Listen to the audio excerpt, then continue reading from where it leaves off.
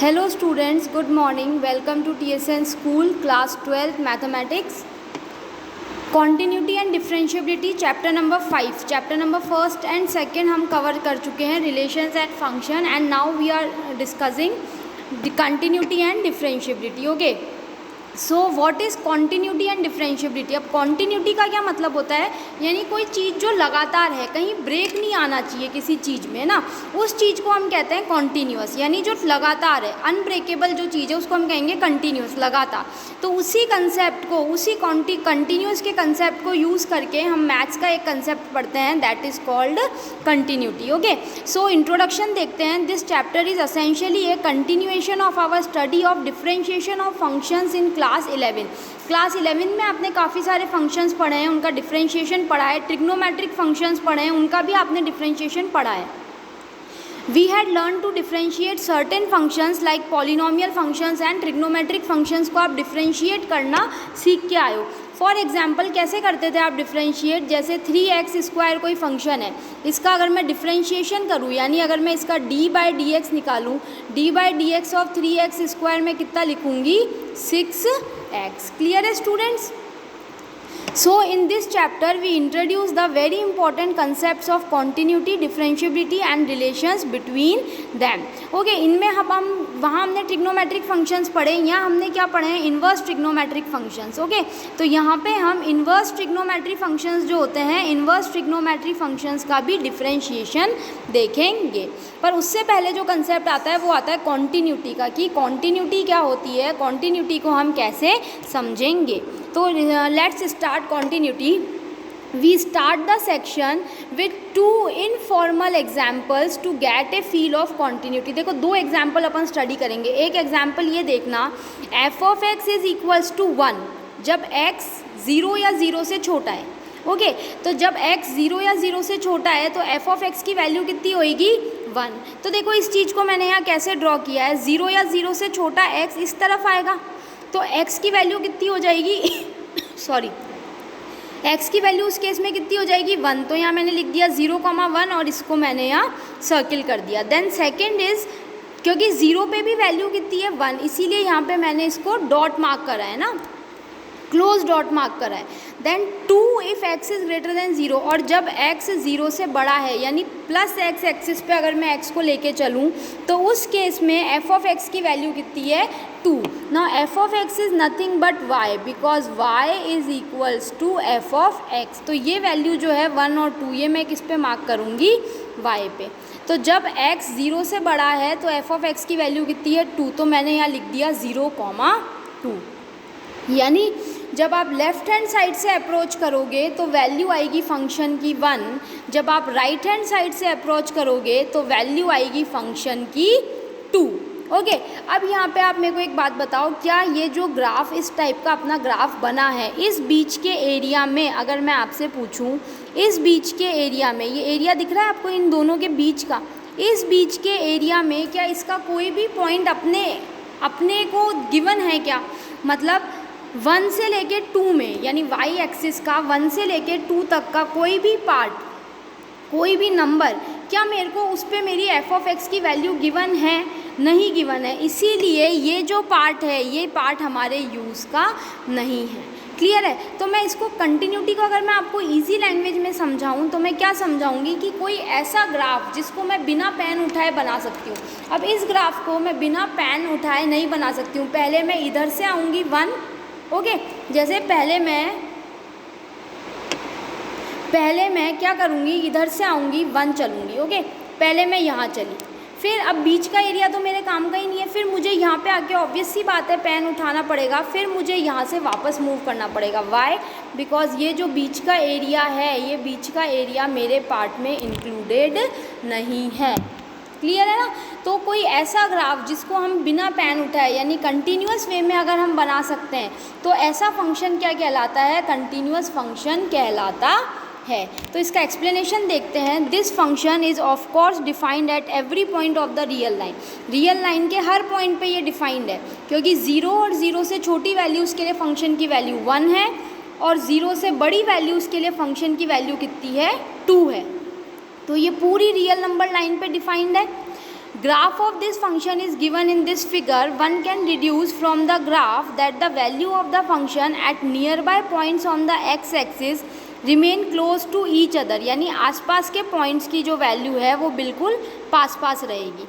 Eight the points near and to the left of zero, यानी zero के left में जो फंक्शन की वैल्यू है वो कितनी है 1, और ज़ीरो के राइट में जो फंक्शन की वैल्यू है वो मेरी कितनी है 2. The using the language of left and right hand limit, limit आप निकालना सीख के आए हो कि अगर लेफ्ट हैंड साइड से अप्रोच करें तो फंक्शन की वैल्यू है 1, और अगर राइट हैंड साइड से अप्रोच करें तो फंक्शन की वैल्यू है 2. तो using the language of left and right hand limits we may set that the left hand limit of f, देखो लेफ्ट हैंड लिमिट कितनी है 1 और राइट हैंड लिमिट कितनी है 2, बिकॉज लेफ्ट साइड में जो वैल्यू है वो 1 है और राइट से अगर मैं अप्रोच करूँ तो फंक्शन की वैल्यू कितनी है 2. इन particular the left and right hand limits do not coincide, दोनों लिमिट्स सेम नहीं हैं. We may also observe that the value of the function at x equals to 0 coincides with the left hand limit. Okay. Note that when we try to draw the graph, we cannot draw it in one stroke. हम इसको एक stroke, one stroke यानी एक बार में नहीं बना सकते हैं.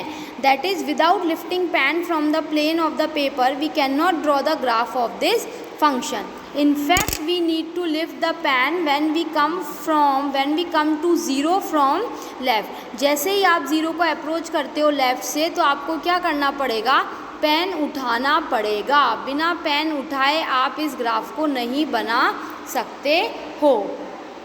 तो this is one instance of function being not continuous at x equals to 0. इसीलिए ये जो फंक्शन है ये x बराबर 0 पे कंटिन्यूअस नहीं है. कॉन्टीन्यूटी की दूसरी डेफिनेशन अगर मैं ऐसे भी बता सकती हूँ अभी आएगी अपने कि लेफ़्ट हैंड लिमिट किसके बराबर होनी चाहिए, राइट हैंड लिमिट के, और वो उस पॉइंट पे जो फंक्शन की वैल्यू है उसके बराबर होनी चाहिए. तो मैं कहूँगी कि ये फंक्शन क्या है, कंटिन्यूअस है. दिस फंक्शन इज़ ऑल्सो, अब देखो एक और मैंने नया फंक्शन बनाया है एफ ऑफ एक्स 1 जब x 0 के बराबर नहीं है और 2 जब x किसके बराबर है 0 के. तो जब x 0 नहीं है यानी इस पूरी रियल लाइन पे सिवाय x बराबर 0 को छोड़ के इस फंक्शन की वैल्यू कितनी है 1, और जब x 0 है, जब x 0 है तब इस फंक्शन की वैल्यू कितनी है 2. ओके, तो देखो यहाँ हमने ऐसे बनाया है. सबसे पहले तो मैंने इसको ऐसे सिंपल लाइन ली है, बीच में सर्कल बना दिया और 0 पे इसकी वैल्यू कितनी है 2. तो मैंने यहाँ पे देखो आप ये देख सकते हो कि यहाँ पे इन्होंने बड़ा सर्कल कर दिया है, डॉट मतलब कलर्ड सर्कल है ना, ब्लैक डॉट कर दिया है. तो जब कोई नंबर इंक्लूडेड होता है तो उसमें हम ब्लैक डॉट बनाते हैं. जब जैसे 0 पे इस फंक्शन की वैल्यू 1 नहीं है इसीलिए यहाँ पे मैंने इसको एम्प्टी डॉट बनाया है.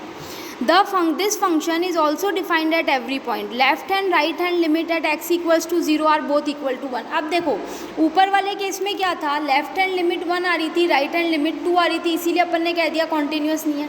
यहाँ पे क्या हो रहा है, देखो लेफ्ट हैंड लिमिट भी कितनी है 1 है. देखो यहाँ से अप्रोच करोगे तो भी 1 आएगा, इधर से अप्रोच करोगे तो भी कितना आएगा 1 आएगा. लेकिन but the value of function at x equals to 0 equals to 2.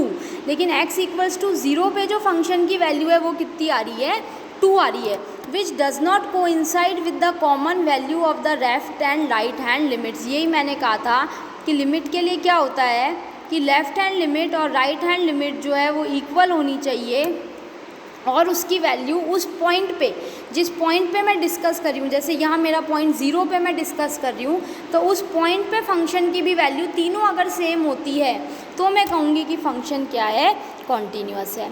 which does not coincide with the common value of the left and right hand limits. Again we note that we cannot draw the graph of the function without lifting the pen. अब यहाँ भी आप ये line तो खींच दोगे, ठीक है, लेकिन यहाँ का पॉइंट को मार्क करने के लिए आपको पेन उठाना ही पड़ेगा. तो यहाँ भी हम बिना पेन उठाए इसके ग्राफ को नहीं बना सकते हैं, इसलिए मैं क्या कहूँगी कि ये वाला भी जो फंक्शन है ये x इक्वल्स टू 0 पे कॉन्टीन्यूअस नहीं है. Naively we may say that the function is continuous at a fixed point if we can draw the graph of the function around that point without lifting the pen from the plane of the paper. तो ये direct approach है किसी function को continuous पता लगाने की. आप उसका ग्राफ बनाओ, अगर उसका ग्राफ एक बार में बन रहा है बिना पेन उठाए तो हम क्या कहेंगे कि वो कॉन्टीन्यूअस है, अदरवाइज़ वो कॉन्टीन्यूअस नहीं है। अब अगर मैं इसके मैथमेटिकल डेफिनेशन की बात करूं तो मैं इसकी डेफिनेशन को क्या बोलूँगी, डेफिनेशन 1 देखना। Suppose f is a real function, f कोई रियल फंक्शन है on subset of real numbers and let c be a point in the domain of f, और उस फंक्शन की डोमेन में एक पॉइंट c है, तो मैं क्या कहूँगी कि f कंटिन्यूअस है c पे, f कंटिन्यूअस है c पे if limit x tending to c f of x is equals to f of c, यानी f ऑफ x पे लिमिट निकालूंगी, अगर वो लिमिट f ऑफ c के बराबर आती है तो मैं कहूँगी कि वो फंक्शन क्या है, कॉन्टीन्यूअस है। मोर इलेबोरेटली अगर मैं बताऊँ तो if the left hand limit and right hand limit and the value of the function at x equals to c exist and equal to each other। सबसे पहली बात तो होती है कि लिमिट्स एग्जिस्ट करनी चाहिए, है ना, क्योंकि बहुत से क्वेश्चंस में हमने पहले भी देखा था, 11th में हम देखते हैं कि बहुत से फंक्शंस की लिमिट एग्जिस्ट नहीं करती है। तो यहाँ सबसे पहली बात आती है कि जो लिमिट है वो एग्जिस्ट करनी चाहिए और वो किसके बराबर होनी चाहिए, उस पॉइंट पे फंक्शन की वैल्यू के इक्वल। तो मैं इसको ऐसे लिख सकती हूँ that left hand limit is equals to right hand limit is equals to f of c, यानी वो किसके बराबर होनी चाहिए, f of c के। then f is said to be continuous at c, अगर ये तीनों चीज़ें हैं तो मैं उस फंक्शन को f को मैं क्या कहूँगी कि f कैसा है, कॉन्टीन्यूअस है। Recall that if the right hand limit and left hand limit at x equals to c coincide, then we say that the common value is the limit of the function at x equals to c। अगर right hand limit और left hand limit coincide करती है तो मैं कह दूंगी कि उस फंक्शन की x equals to c पे वैल्यू वही होगी। Hence we may also rephrase the definition of continuity as follows। देखो यहाँ पे एक नई डेफिनेशन आती है, a function is continuous at x equals to c if the function is defined at x equals to c and if the value of the function at x equals to c equals the value of the function at x equals to c। तो कोई function continuous होगा x equals to c पे अगर वो function उस point पे defined है और उसकी जो लिमिट है वो किसके बराबर है, x इक्वल्स टू c पे जो वैल्यू है उसी के इक्वल उसकी लिमिट्स की वैल्यू है। If f is not continuous at c we say that f is discontinuous at c and it is a point of discontinuity of f। अगर कोई फंक्शन कॉन्टीन्यूअस नहीं है किसी पॉइंट पे तो मैं कहूँगी कि वो फंक्शन उस पॉइंट पे डिसकंटिन्यूअस है और वो जो पॉइंट है वो क्या कहलाएगा, point of discontinuity of f। अब जैसे ये जो फंक्शन है ये कहाँ पे आके डिसकंटिन्यूअस हो रहा है, 0 पे आके, क्योंकि 0 पे इसकी वैल्यू कितनी है 2। अगर 0 पे भी इसकी वैल्यू 1 हो जाती तो ये फंक्शन कैसा हो जाता, कॉन्टीन्यूअस। ओके, समझ में आ रहा है। अगर यहाँ पे 0 पे भी इस फंक्शन की वैल्यू, अगर मैं इस फंक्शन को ऐसे डिफाइन कर दूँ 1 if x is not equal to 0 and 1 if x is equals to 0, यानी x जब 0 नहीं है तो भी फंक्शन की वैल्यू 1 है और x जब 0 है तब भी फंक्शन की वैल्यू 1 है, तो ये फंक्शन कैसा हो जाएगा मेरे पास, कॉन्टीन्यूअस हो जाएगा। आगे स्टूडेंट्स बात समझ में, तो ये यहाँ पे हमारे बात होती है कॉन्टीन्यूटी एंड कॉन्टीन्यूटी की, कि कोई फंक्शन है उसको मैं कॉन्टीन्यूअस कैसे कहूँगी, उसके लिए क्या क्या कंडीशंस होनी चाहिए। लेफ्ट हैंड लिमिट और राइट हैंड लिमिट फंक्शन की उसी पॉइंट पे वैल्यू के इक्वल होने चाहिए। तो नेक्स्ट क्लासेस में हम इनके एग्जांपल्स डिस्कस करेंगे कि इनके एग्जांपल्स कैसे पता चलेगा कि कोई फंक्शन कॉन्टीन्यूअस है या फिर नहीं है। तब तक के लिए आप ये कॉन्टीन्यूटी को एक बार अच्छे से दोनों एग्जांपल समझना, ग्राफ बना के देखना कि देखो बिना पेन उठाए हम इस पूरे ग्राफ को नहीं बना पा रहे हैं, इसलिए ये फंक्शन कॉन्टीन्यूअस नहीं है। Okay, thank you students.